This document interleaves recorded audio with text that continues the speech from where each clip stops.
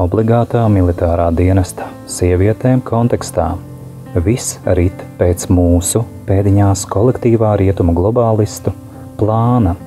Atbalsts militārajam biznesam noder, vergi gatavi mirt, kas var būt labāks par šo, bet kompleksainiem un nelaimīgiem cilvēkiem iespējams tas ir vienīgais veids, kā izcelt savu nožēlojamību. Un ir taču daudz arī tādu, kam patīk izskatīties labi valdības acīs, skat kādi mēs pareizie. Skatīsimies, cik ļoti nozombēt latviešus izdosies.